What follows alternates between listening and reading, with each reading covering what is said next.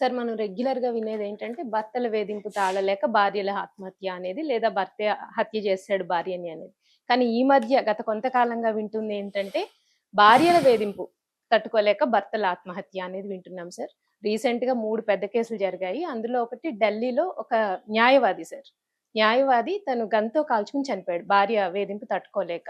దీని మీద supreme court కూడా ఒక కామెంట్ చేసింది సార్. అసలు సుప్రీం కోర్ట్ ఏం కామెంట్ చేసింది? ఈ విషయంగా మీరెలా నిన్న ఢిల్లీలో ముఖర్జీ నగర్ అని ఉంటది. ఆ ముఖర్జీ నగర్‌లో ఒక అడ్వకేట్ ఆయన పేరు సమీర్ మెహందిర్తా ఆయన 45 ఏళ్ళు. హ్మ్.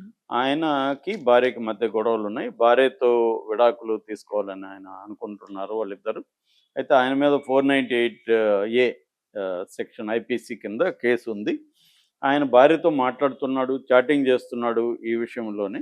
సడెన్‌గా ఆయన గన్ను తీసుకొని కాల్చుకొని చనిపోయారు. హుహు. ఇది ఇప్పుడు దేశవ్యాప్తంగా సంచలనం. ఎందుకంటే ఢిల్లీలో ఆయన అడ్వకేటు 'తీస్ హజారీ' కోర్ట్‌లో ఆయన ప్రాక్టీస్ చేస్తున్నాడు.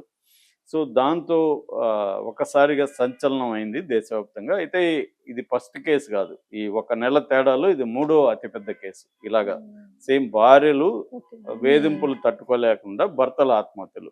ఫస్ట్ ఈ మధ్య కాలంలో జరిగిందొచ్చి బెంగుళూరులో అతుల్ సుభాష్ అనే ఒక వ్యక్తి హైటెక్ మన టెక్నాలజీ కంపెనీలో హ్మ్. జాబ్ చేస్తాడాయన టెక్ గై.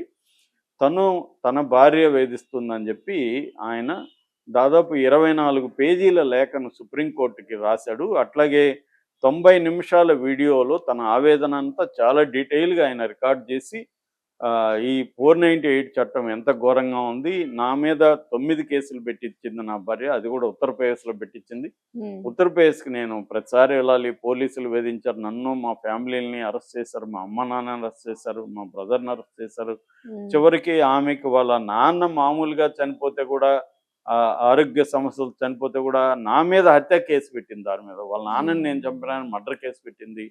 నా దగ్గర ఈ కేసులు ప్రతి కేసు పెట్టడం, ₹1,00,00,000 డిమాండ్ చేయడం.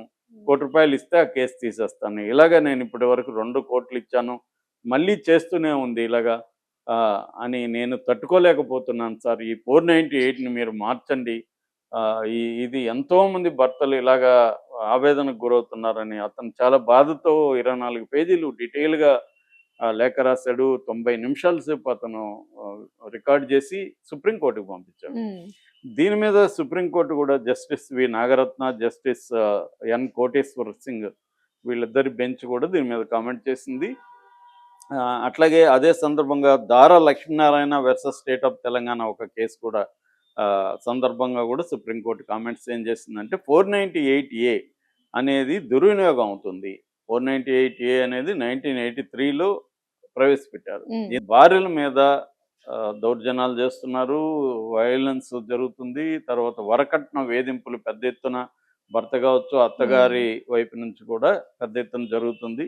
సో, భార్యలని, స్త్రీలని ప్రొటెక్ట్ చేయడం కోసం 498 అనే చట్టాన్ని తీసుకొచ్చారు హ్మ్. ఐపీసీలో. ఇదేందంటే వరకట్న వేధింపులకి వ్యతిరేకంగా ఉండే చట్టం. ఈ ఓకే సార్. చట్టం ఏందంటే ఇట్లాంటి ప్రత్యేక చట్టాల్లో మామూలుగా చట్టాల్లో ఉండే వెసులుబాటు ముద్దాయిలకుండవు. అంటే ఈ హుహు. కేసు పెట్టగానే అరెస్టులు చేసేయడం, హ్మ్. బెయిల్‌లు రాకపోవడం ఇలాంటివి ఉంటాయన్నమాట. దీనికి సంబంధించి 2017కు ముందు వరకు సుప్రీం కోర్ట్ ఏం చెప్పిందంటే సంక్షేమ కమిటీలని పెట్టాలి. సంక్షేమ కమిటీల ఆధ్వర్యంలో ఈ కేసులు పర్యవేక్షణ జరగాలి.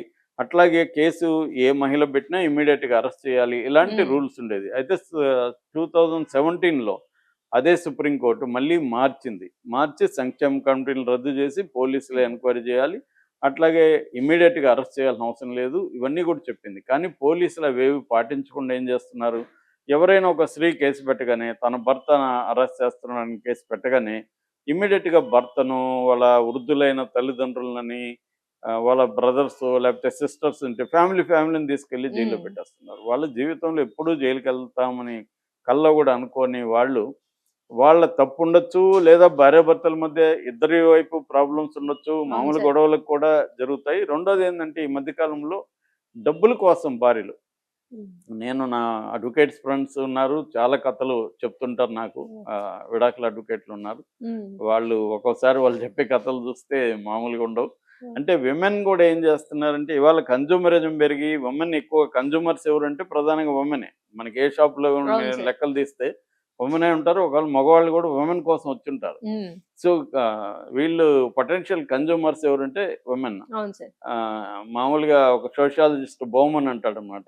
ఒకప్పుడు ఏముందంటే I think therefore I am అని డెకార్ట్ అనే ఫిలాసఫర్ కొటేషన్ ఉంది. ఉమ్, అంటే నేను ఆలోచిస్తున్నాను కాబట్టి నేను బతుకున్నాను. ఉమ్, ఇవాళ ఏంటంటే I shop therefore I am, నేను షాపింగ్ చేస్తేనే బతుకున్నట్టు, షాపింగ్ చేయకపోతే నేను చచ్చిపోయినట్టు లెక్క. అంటే షాపింగ్ చేస్తే లైవ్లీగా ఉన్నట్టు, ఈ ప్రపంచంతో కనెక్ట్ అయినట్టు. అలాగా ఈ మధ్య కాలంలో కూడా తెలిసే ఉంటది.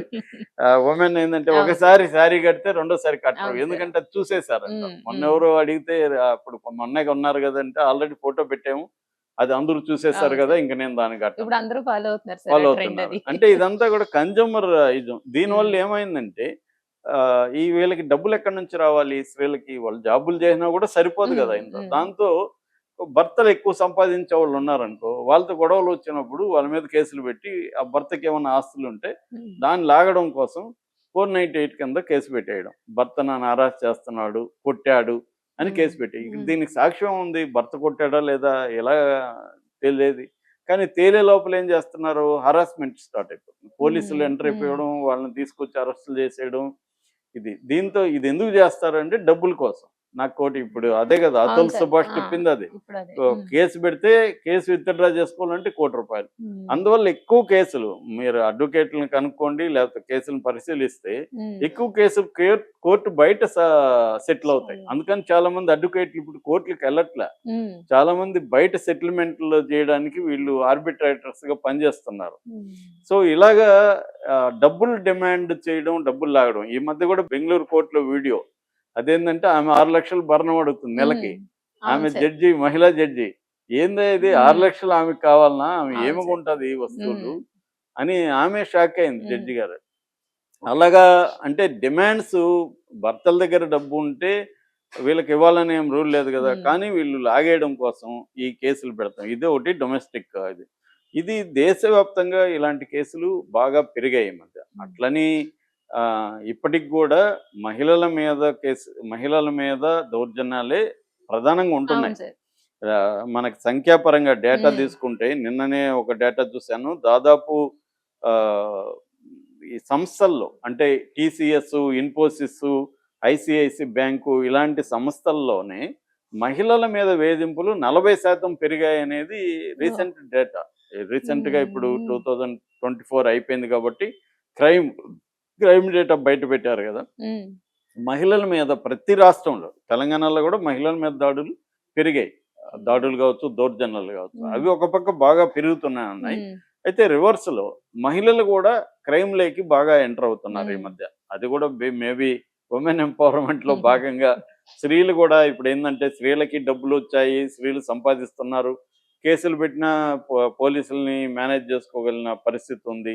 రెండోది ఇండిపెండెంట్ ఫైనాన్షియల్ ఇండిపెండెన్స్ వచ్చింది ఉమెన్కి కూడా. ఉమ్, కొంత ధైర్యంగా మాట్లాడడం, మీడియా సపోర్టు, చట్టాలు కూడా స్త్రీలకు అనుకూలమైన పోక్సో చట్టం ఒకటి ఉంది. అంటే స్త్రీలకనే కాదు, అది పిల్లలకి, ఉమ్, మగ పిల్లలకైనా కూడా, బట్ ఎక్కువగా అమ్మాయిలే పెడుతున్నారు. అది కూడా దుర్వినియోగం అవుతుంది.